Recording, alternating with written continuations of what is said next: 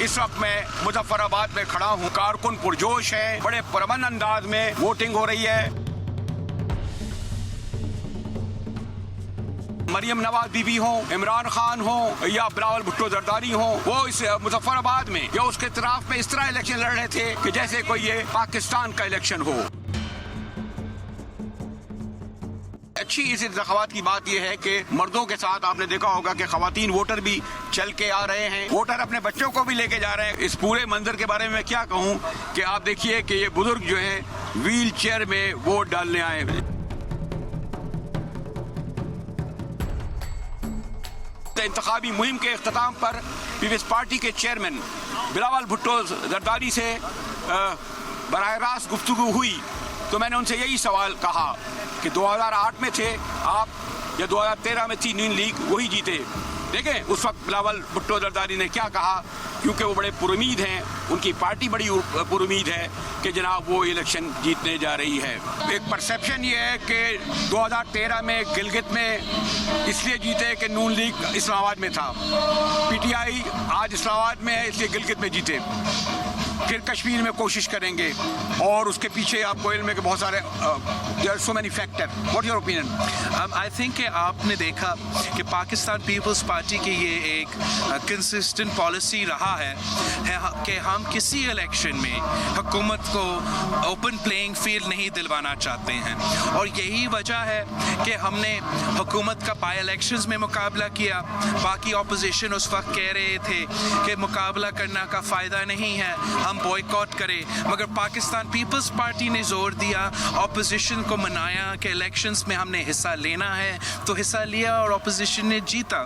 इससे पहले लोग कहते थे कि अपोजिशन को बाई इलेक्शंस में जीतना मुश्किल है, मगर पूरा मुल्क में जितने भी बाई इलेक्शंस हुए हैं वहाँ अपोजिशन ने जीता है और हुकूमत ने शिकस्त खाई है। फिर आप उसके बाद देखिए सेनेट इलेक्शंस में, सेनेट इलेक्शन में वैसे हुकूमत का स्ट्रॉन्ग पोजीशन होता है, लेकिन इस्लामाबाद का नेशनल असेंबली सीट से हुकूमत का हारना सब कहते थे कि ये हो नहीं सकता है, और पाकिस्तान पीपल्स पार्टी ने ये करके दिखाया।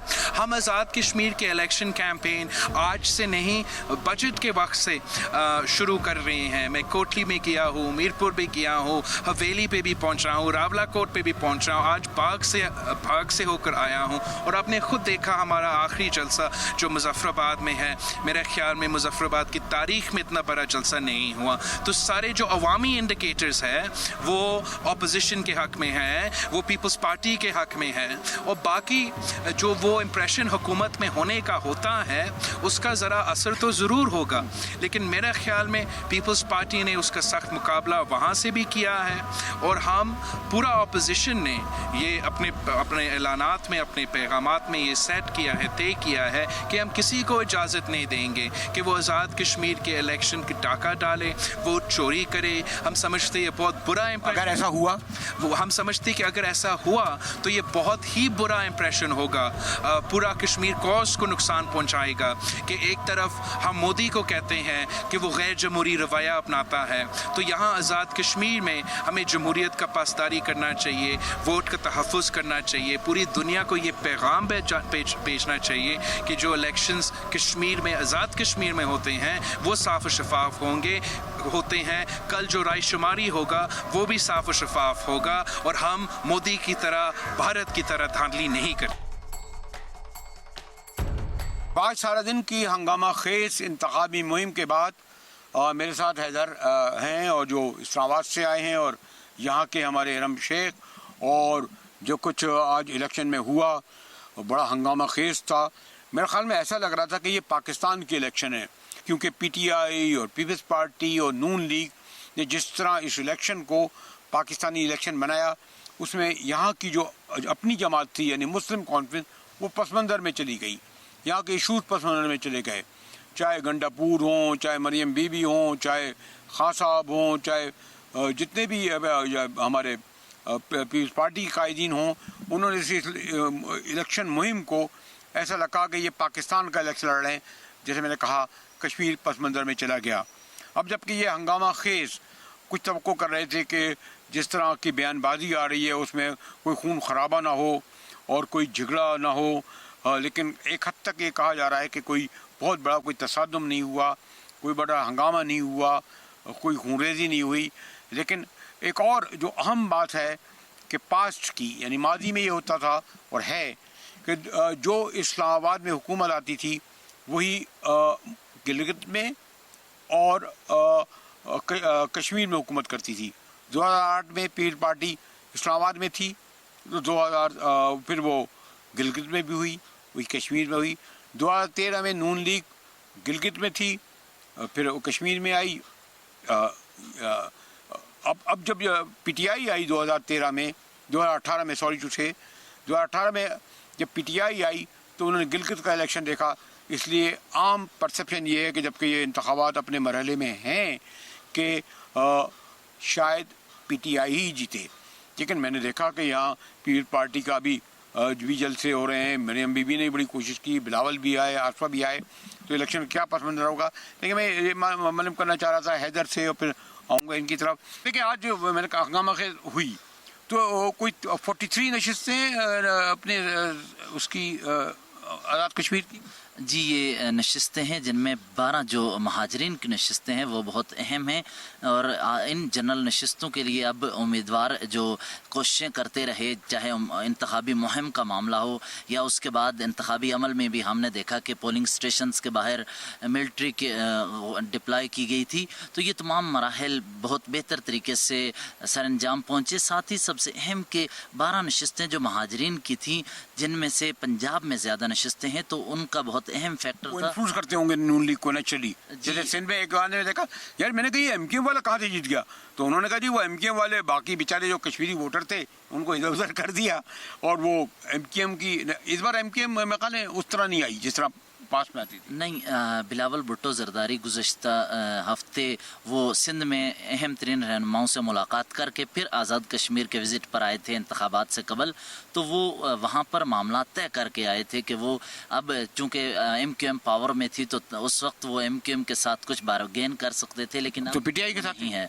अब पीटीआई के साथ नहीं हो रहा। अब आज़ाद कश्मीर में मुस्लिम कॉन्फ्रेंस ने आखिरी वक्त में जाकर पीटीआई का साथ देने का फैसला किया, और वो फैसला इसलिए किया गया कि सरदार अतीक अहमद खान वो चाहते थे कि अपनी 2 से 3 नशिस्तें बचा ली जाएं और बाकी इत्तेहाद कर लिया जाए जो वफाक में जमात है। अच्छा, अभी जो पीटीआई की 2 नशिस्तें थी जो हम गुफ्तगू करते आए हैं, और मैं भी आपके साथ इलेक्शन देख रहा हूँ कि जो इस्लामाबाद अभी मेरा तो ये होता है कि जब मैं शहर में दाखिल होता हूँ तो एक आम आदमी से पूछता हूँ। जैसे मैं होटल में गया तो मैंने वेटर से पूछा, दरबान से पूछा, कहते जी जो पाकिस्तान को वोट देगा हम उसको वोट देंगे। इधर के लोग कहते हैं ये क्यों डेवलप्ड हो गया है कि यहाँ के लोग 2018 में जैसे तुम्हें पता है कि पीपल्स पार्टी को वोट दिया इस्लामाबाद में, तो यहाँ 2013, ये क्या वजह है?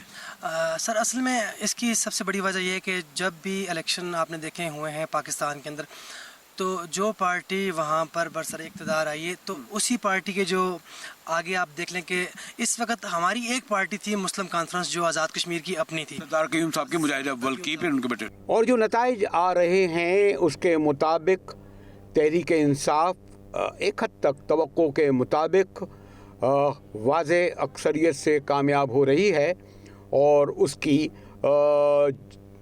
तकरीबन 25 नशिस्तें होंगी।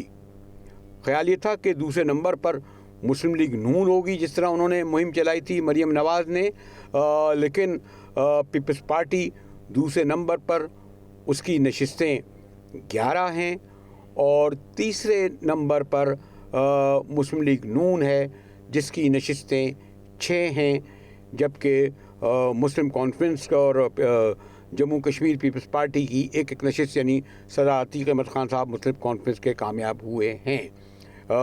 नताइज में के बाद ये वाज़े लगता है कि तहरीक इंसाफ ही हुकूमत बनाएगी बग़ैर किसी पार्टी की सपोर्ट के या मखलूत या किसी को साथ लिए। और उससे भी ज़्यादा अहम सवाल ये होगा कि आइंदा वज़ीर आज़म कश्मीर का कौन होगा। बैरिस्टर सुल्तान महमूद जो रह चुके हैं प्राइम मिनिस्टर इससे पहले, और जो बहरहाल तहरीक इंसाफ को जो फ़ाल करने में उनका बड़ा अहम किरदार है, लेकिन सरदार तनवीर इलियास का नाम भी आ रहा है जो इस वक्त पार्टी में सबसे ज़्यादा सरगर्म अमल रहे। लेकिन ये ना भूलें कि पंजाब भी जब इलेक्शन हुए थे और इसी तरह केपी में हुए थे तो बहुत सारे नाम आए थे, लेकिन उस्मान बुज़दार का नाम बहुत बड़ा सरप्राइज़ था। क्या आज़ाद कश्मीर में भी कोई उस्मान बुज़दार होंगे?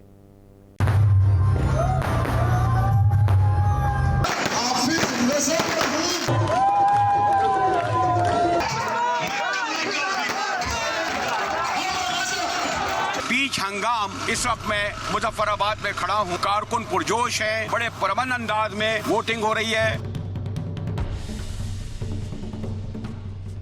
मरियम नवाज बीबी हो, इमरान खान हो या बिलावल भुट्टो जरदारी हो, वो इस मुजफ्फराबाद में या उसके इतराफ में इस तरह इलेक्शन लड़ रहे थे कि जैसे कोई ये पाकिस्तान का इलेक्शन हो।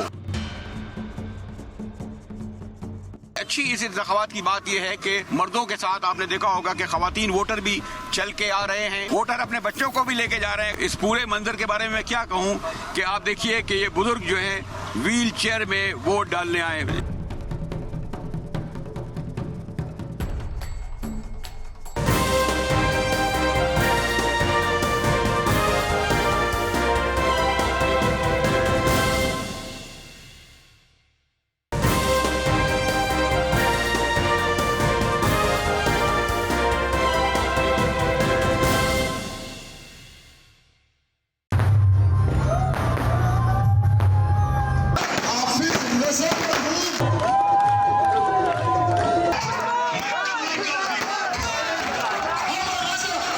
बीच हंगाम इस वक्त मैं मुजफ्फराबाद में खड़ा हूँ। कारकुन पुरजोश है, बड़े पुरअमन अंदाज में वोटिंग हो रही है। मरियम नवाज बीबी हो, इमरान खान हो या बिलावल भुट्टो जरदारी हो, वो इस मुजफ्फराबाद में या उसके इतराफ में इस तरह इलेक्शन लड़ रहे थे कि जैसे कोई ये पाकिस्तान का इलेक्शन हो। अच्छी इस इंतखाबात की बात यह है कि मर्दों के साथ आपने देखा होगा कि खवातीन वोटर भी चल के आ रहे हैं, वोटर अपने बच्चों को भी लेके जा रहे हैं। इस पूरे मंजर के बारे में मैं क्या कहूँ कि आप देखिए कि ये बुजुर्ग जो हैं व्हील चेयर में वोट डालने आए।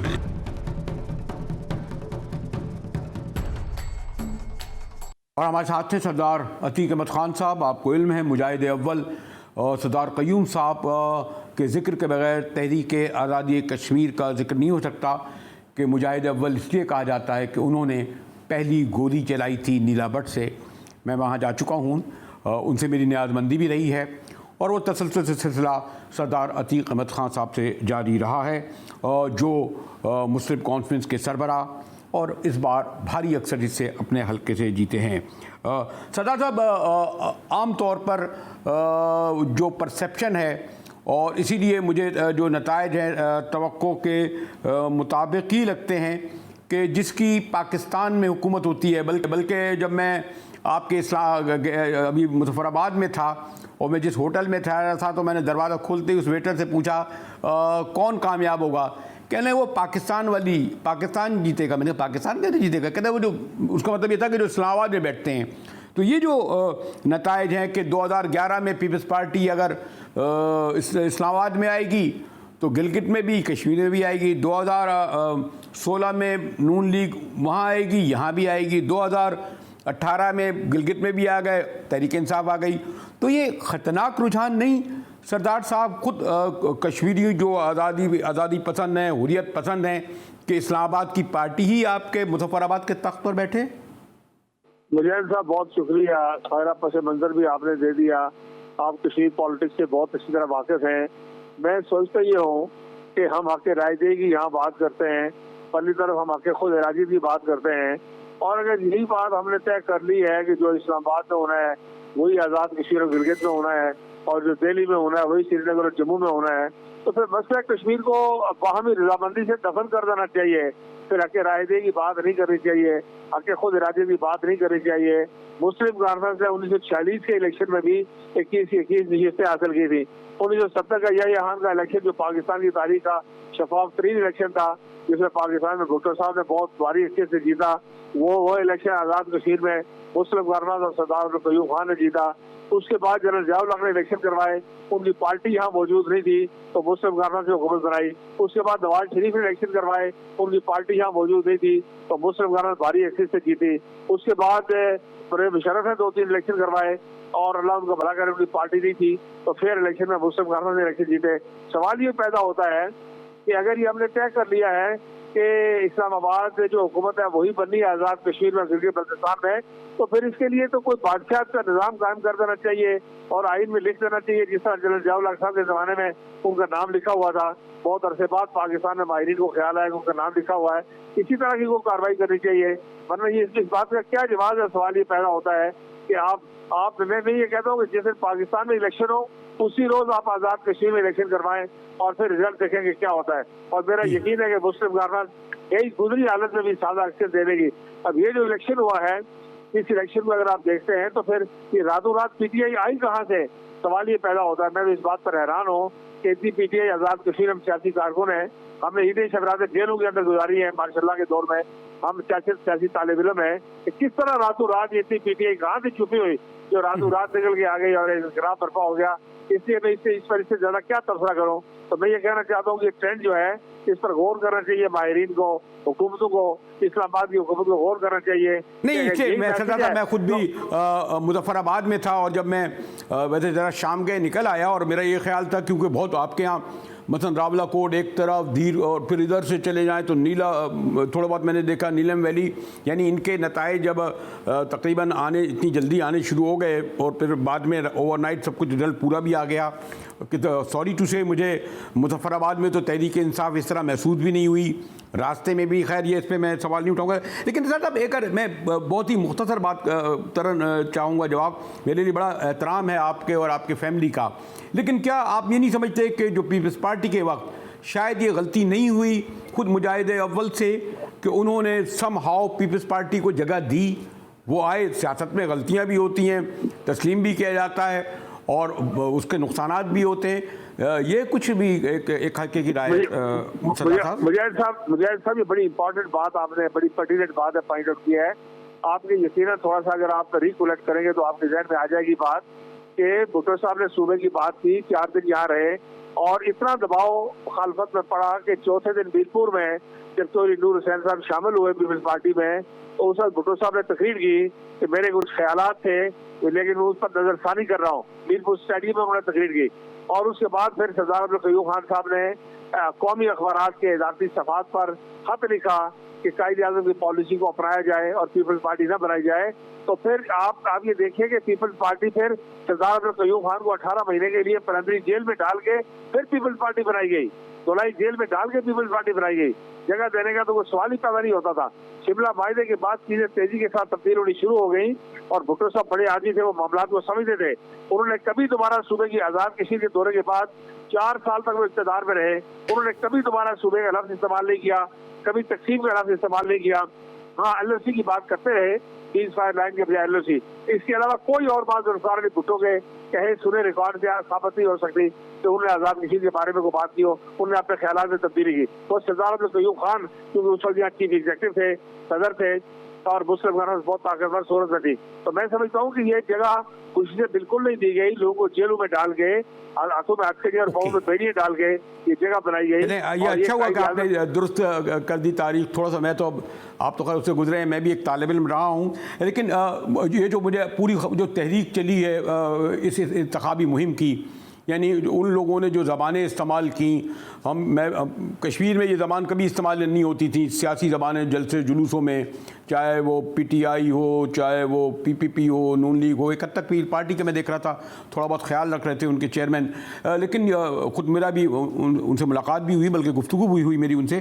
सरदार साहब, ये जो क्या आप नहीं समझते कि मुस्तक़बिल में कश्मीरियों को ये स्टैंड लेना पड़ेगा, क्योंकि पाकिस्तानी सियासी जमातें जब यहाँ पर इलेक्शन लड़ेंगी तो फिर वो इलेक्शन के बाद वादे भी वही पूरे करेंगी जो उनकी पार्टियों के हैं, वो कश्मीरियों की कॉज को दूसरी दर्जा देंगी। पहले वो अपने जो उनके मफादात हैं, उनके अराकीन के जो उनके मुतालबात हैं, और जो हम देख रहे हैं पास में ऐसे ही हुआ ना कि कॉज पीछे चली गई। और आप 2011 के बाद से देखें और इन सियासी पार्टियों का एजेंडा आगे बढ़ गया और ज़्यादा से ज़्यादा उनको ये कहना हम पेंशनें तुम्हें दे देंगे, हम ये, यानी मैं ये देख रहा था कि वो हमने एक साथ नोट बांट रहे हैं। भाई उनको ये बताते ना कि हाँ हम तहरीक आज़ादी में आखिरी बार जब जलसे में आया तो लोग कह रहे थे ना जब 5 अगस्त का वाक़या हुआ कि हम वहाँ लड़ने के लिए तैयार हैं, जाने के लिए तैयार हैं। तो ये तो पूरा मंजरनामा ही चेंज हो गया सरदार साहब। देखिए, आपने फिर बहुत अच्छी बात की। अपना मुजाहिद साहब भी ये कहना चाहता हूँ कि अगर पाकिस्तान के हुक्मरान, पाकिस्तान की अपोजिशन, पाकिस्तान की क़यादत यहाँ आकर कश्मीरियों से यकजहती करे और अपने इंतखाबात की बात करे तो फिर भी चले, एक ये जायज़ नहीं होता, लेकिन इसके बावजूद भी कोई फिजा बनती है। मसला कश्मीर जो है वो हमारी सारी मिल्लत इस्लामिया पाकिस्तान की इज्तिमाई ताईद और हिमायत का तकाजा करता है। मसला कश्मीर पार्टी का नहीं हो सकता, किसी पार्टी की बस की बात नहीं है। इन बेचारों से पाकिस्तान का एक सूबा नहीं चलता, ये मसला कश्मीर क्या चलाएंगे? आप सिंध के हालात देखें, बलूचिस्तान के देखें, कराची के देखें, जनूबी पंजाब के देखें। तो ये जो सूरत हाल है, इसको उन्हें अगर आते भी हैं तो यहाँ आकर एक दूसरे के खिलाफ जो जुबान इस्तेमाल करते हैं उससे कश्मीर गुम हो जाता है। नहीं, और खासतौर पर ये भी सरदार साहब के, यानी आप गौर कीजिए कि वो हर पार्टी दूसरी पार्टी को कह रही है कि वो मोदी का यार है।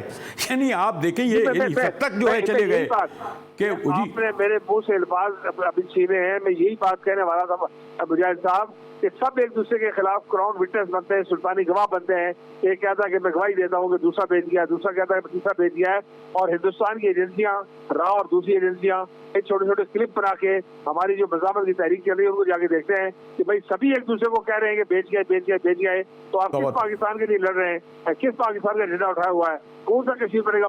सरदार साहब आप इससे महफूज रहे ना, आपने उन्हें ये कहा जी जी। और फिर आप देखिए एक साथ तकरीर कर रहे हैं और वो कहते हैं कि एक पोलिंग स्टेशन एक वोट से जीतो 1 करोड़ रुपया तामीर रखेगा। अल्लाह अकबर, ये लाइव टेलीविजन पे चल रहा है कि आप मुझे एक पोलिंग स्टेशन मेरी पार्टी के लिए 1 वोट से अगर जीत के देंगे तो 1 करोड़ रुपया, और 2 वोटों से जीत के देंगे तो 2 करोड़ रुपया। अब ये जो खरीदो फरोख्त की एलानिया जबान है, मखसूसा कश्मीर में अरबों खरबों रुपए गर्क हो गए, लेकिन कश्मीरी ने समझौता नहीं किया पाकिस्तान आज़ादी के नाम पर। और यहाँ से हम आज़ाद कश्मीर से जो इलाका इनको पता ही नहीं है, इनकी पैदाइश से भी पहले हमारे बड़ों ने लड़कर आज़ाद करवाया। इस इलाके के अंदर उन्होंने जनाजा निकाल दिया अखलाकियात का, रिवायात का, सियासत का, शराफत का, नजरियात का, अकदार का और पाकिस्तानियत जो यहाँ लोगों ने खुद महफूज रखी हुई उसका, और कश्मीरियत का कि जो कश्मीरी अपना तशख्खुस बरकरार रखे। हिंदुस्तान में ये तो सरदार साहब ये जो रिमोट है मिनिस्ट्री ऑफ क्या जम्मू और कश्मीर या कश्मीर कमेटी, इनके पास रिमोट है ना आपके मुजफ्फराबाद का, यानी सॉरी टू से जो 5वां या 6ठा सूबा जो कि इस वक्त बना दिए। यानी उस ज़माने में देखता था कि ये जो पार्टी के जो सरबरा होते थे उनका जो मुशीर होता था वही बैठकर मुजफ्फराबाद में आके हुकूमत बनाता चलाता था ना, ऐसे ही है ना? ये वज़ारत उमूर कश्मीर ये काम करती रही है हमेशा से, वज़ारत उमूर कश्मीर ये काम करती रही है जी। शुक्रिया सरदार साहब, आपसे गुफ्तगू हो रही थी, लेकिन आखिर ये पूछ रहा था कि प्राइम मिनिस्टर आइंदा कौन होगा कश्मीर का। लीजिए, मैंने कह लिया कि कश्मीर का प्राइम मिनिस्टर कौन होगा, तो मेरे साथ साबिक प्राइम मिनिस्टर बैरिस्टर सुल्तान महमूद साहब है। बैरिस्टर साहब, बड़ी भारी कामयाबी हासिल की है, लेकिन हस्ब मामूल जो है तस्लीम करने के लिए तैयार नहीं है आपके दुश्मन तो नहीं कहूँगा, आपके साबिका दोस्त। देखिए जी, बात यह है कि इलेक्शन हो गया और हमेशा ये होता है जो भी हारता है वो गांधी के इल्ज़ाम के अलावा कारी क्या सकता है। लेकिन मैं आपको यकीन दिलाता हूँ कि इतने फेयर इलेक्शन शायद माजी में कभी भी नहीं हुए कि यहाँ पे फौज भी थी, यहाँ पे रेंजर भी थी, यहाँ पे दीगर, मैंने बल्कि ऑफर की थी अगर कोई ऑब्जर्वर्स इंटरनेशनल आना चाहते हैं तो वो भी देख लें। तो ये बड़े अच्छे इलेक्शन हुए और मैं समझता हूँ कि कोई ऐसी धांधली की शिकायत मेरा अपोजिशन ने कोई जनरल नहीं की, तो इसलिए मेरा ख्याल है कि ये पीटीआई की बहुत बड़ी है। लेकिन एक और बात जो अभी मेरे साथ सरदार अतीक साहब से बात हो रही थी कि ये क्या वजह है कि जो इस्लामाबाद में बैठे वही बैठता है। फिर मुजफ्फराबाद में 2011 में पीपल्स पार्टी थी तो उनकी हुकूमत 2016 में नून लीग की थी, तो उनकी हुकूमत 2018 में है तो उनकी हुकूमत, तो ये क्या वजह है बैरिस्टर? इसका एक जो जेन्युइन रीज़न है वो ये है कि हमारा जो बजट आता है वो मेनली हुकूमत पाकिस्तान की तरफ से आता है।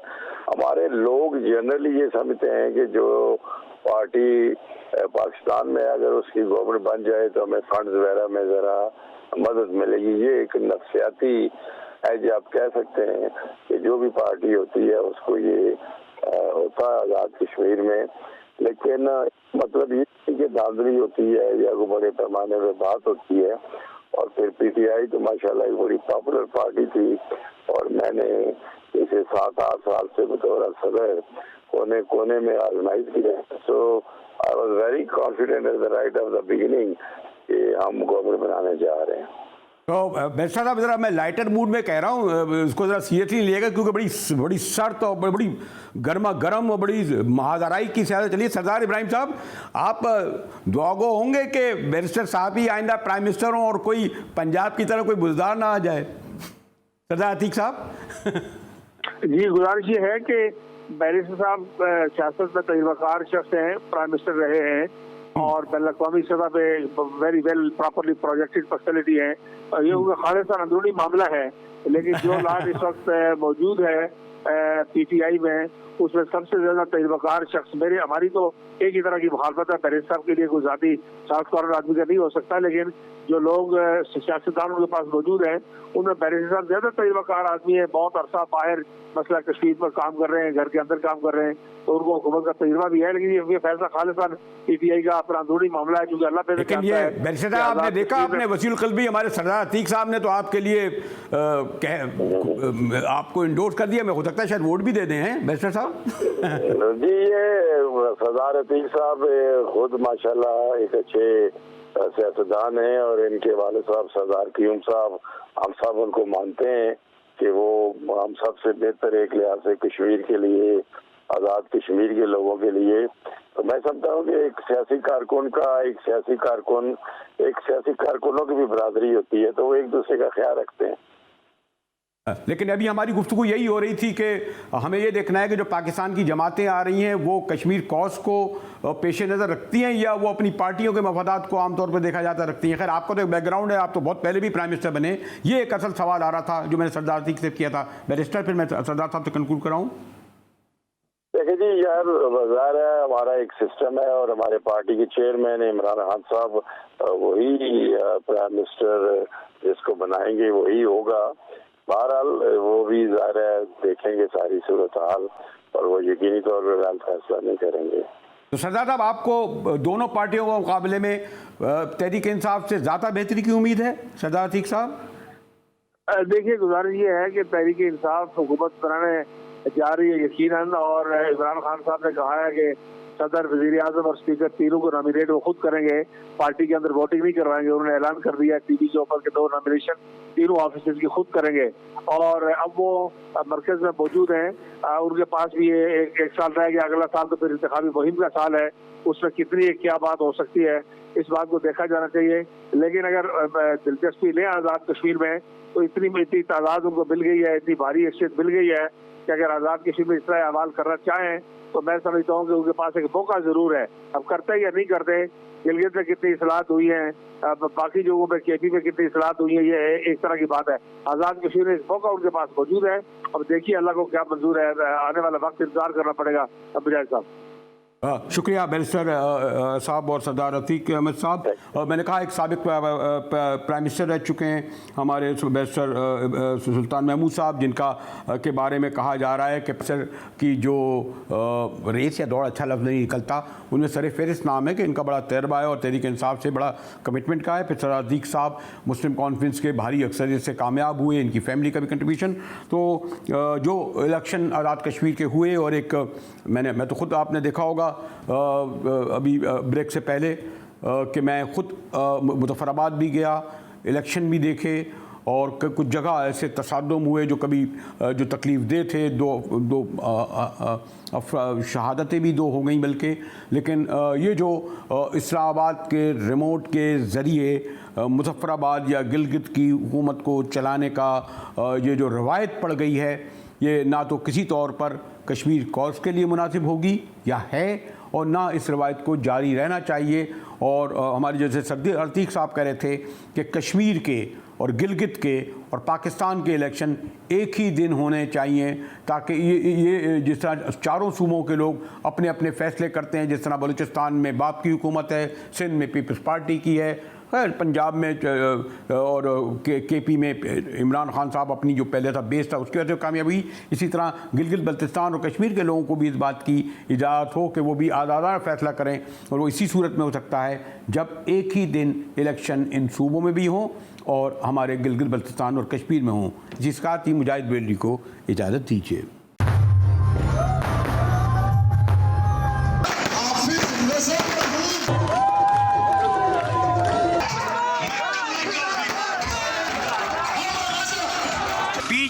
तमाम। इस वक्त मैं मुजफ्फराबाद में खड़ा हूँ, कारकुन पुरजोश है, बड़े पुरअमन अंदाज में वोटिंग हो रही है।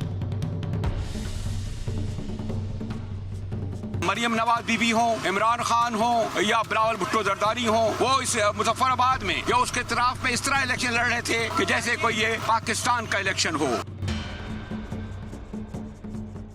अच्छी इस इंतखाबात की बात यह है कि मर्दों के साथ आपने देखा होगा कि खवातीन वोटर भी चल के आ रहे हैं, वोटर अपने बच्चों को भी लेके जा रहे हैं। इस पूरे मंजर के बारे में मैं क्या कहूँ कि आप देखिए कि ये बुजुर्ग जो है व्हील चेयर में वोट डालने आए हैं।